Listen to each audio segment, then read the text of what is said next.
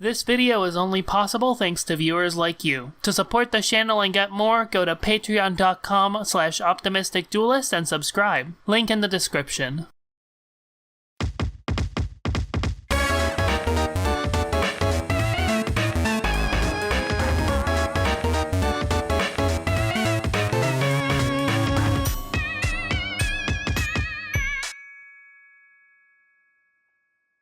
Hello gamers!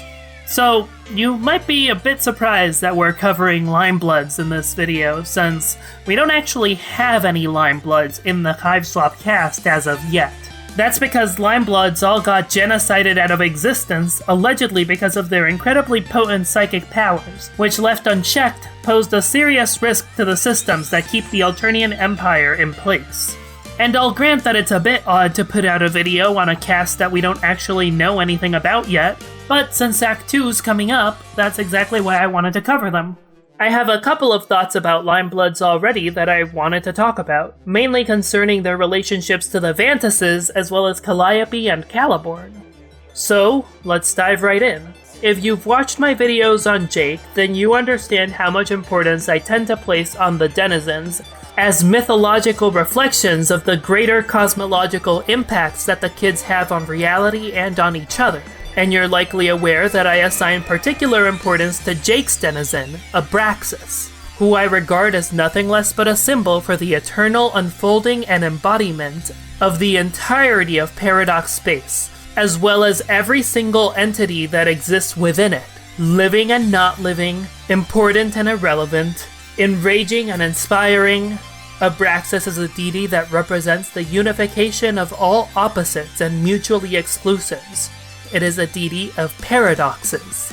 And so, it also symbolizes and embodies both Calliope and Caliborn, as well as the tension and conflict between them. In other words, the entire story of Homestuck.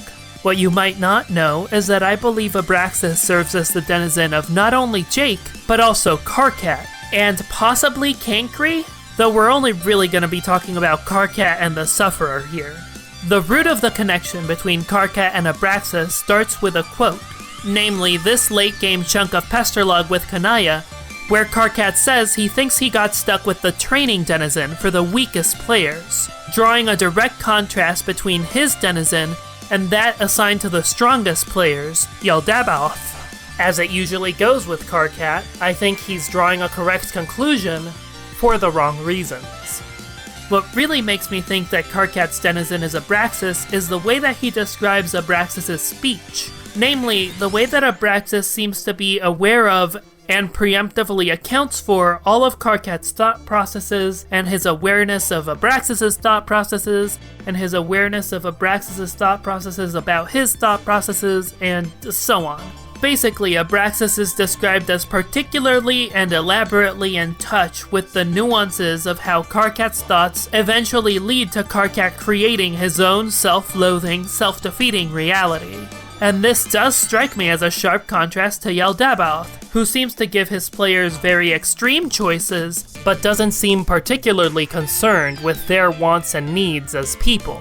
In other words, it's not that Abraxas is assigned to weak players, but instead to players whose influence is felt most prominently in the realm of ideas, and how one can use ideas to influence reality simply by changing the hearts and minds of other people. Where Yaldabaoth represents brute force, Abraxas represents power through, let's call it, connections. I don't think many would disagree with me if I argued that Jake's most distinct character trait is his ability to motivate the people around him into doing both great and terrible things. And Karkat's always at his most effective when he's just helping people work through their relationship and emotional issues. And while I'm not particularly interested in treating the epilogues as canon per se, it's worth noting that this is an aspect of both characters that they really stress, with Karkat running for president in one reality and acting as a rebellion leader in the next, and Jake having such an intense pull over the residents of Earthsea that he is single-handedly the most important factor in its politics. In Jake's videos, I pointed out how the Cherubs both draw on his last name of English to help establish both of their own personal styles. Caliborn by eventually taking his last name for his own, and Calliope by cultivating a faux British accent. Both Cherubs also draw on the Vantas' aesthetic. Calliope in particular wears the Sufferer's symbols as cufflinks, and both Calliope and Caliborn use different halves of Karkat's total all-caps quirk, and both use equidistant variations of his shade of gray, renouncing hemotyping just like Karkat did. Which of course brings us to the biggest connection between Karkat and the Cherubs, their blood. According to the extended zodiac, Karkat's red blood is a mutation of Limeblood, while Caliborn and Calliope have red and green blood. Karkat's biggest connection to the Cherub Twins is made manifest through his own aspect. Karkat's experience growing up also mirrors the Cherubs. Although he lived in a society, he had to constantly hide from it in fear of being found out and murdered for being a mutant. So his upbringing is more like the Cherubs' experience of total isolation than anyone else's in the cast, except maybe Dirk. He's also a messy mishmash of both Cherubs' worldviews and roles in the story. Long before Lord English, Karkat is the first demiurge figure we're introduced to, claiming responsibility for the creation of the kid's universe, and fault for doing it wrong.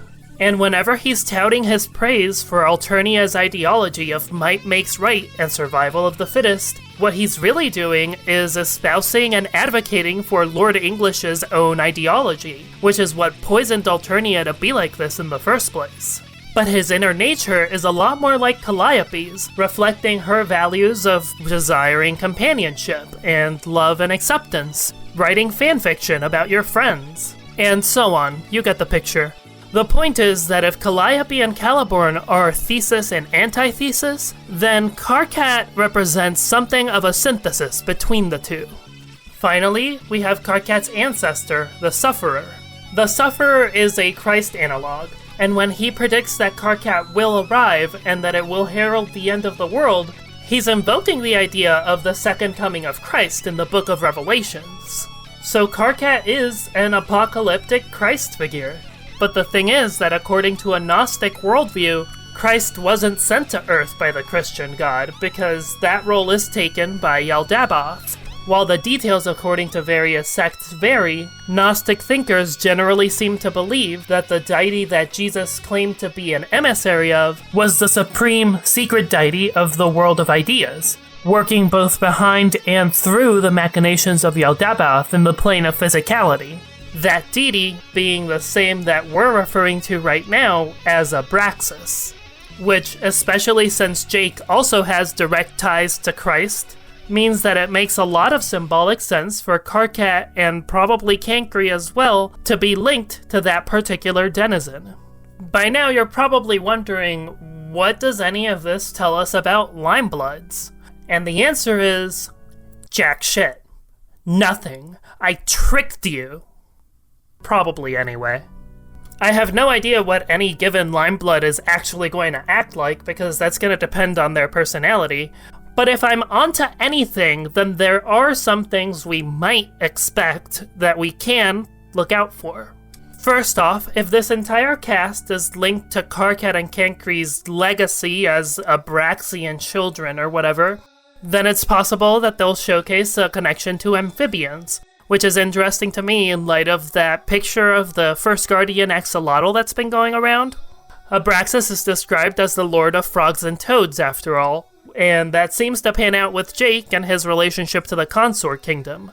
And of course, I'm presuming that they'll probably have some connection to the classes of Knight and Seer and the aspect of blood. Some of those traits are already self-evidently apparent, after all. The laws of Alternia mean that, due to their blood, Limebloods wouldn't be allowed to engage freely with society on pain of death, so they'd be forced to consider the meaning of their blood in much the same way Karkat once did, even if their responses and conflicts with it differ. It's also extremely likely that a Limeblood is going to have some hidden and special information about blood, just by nature of being a secret race. So it's likely that if and when we meet a Limeblood, they'll find themselves sharing information with us in a very Seery way, using their talents to help and protect people in a very Knighty way, or both. It's also hypothetically possible that they'll have some connection to Cherub lore. which would be really interesting, but I'm not betting on it or anything. In the end, this is what I presented it as initially, a collection of ideas and layers of symbolism that I've been mulling over for a really long time and plan to look out for once we finally do get to meet one of those wily Limebloods. I'll be really excited to revisit the subject once I do. Until then, let me know what you think, if you found any of this interesting, or what you hope to see from a Limeblood once we finally meet one. Even if you don't, I really hope you enjoyed the episode. Thanks so much to my patrons for helping me keep this show going. It really means a lot to me that I get to just do this for a living now, and it's all thanks to you guys, so you're really, really the best. Any further support goes to making the channel better by letting me do things like hire my friend Joy to edit videos for me. So if you're able and willing to help out, just know that it'll be appreciated a lot. Either way, have a blast, and until next time, keep rising.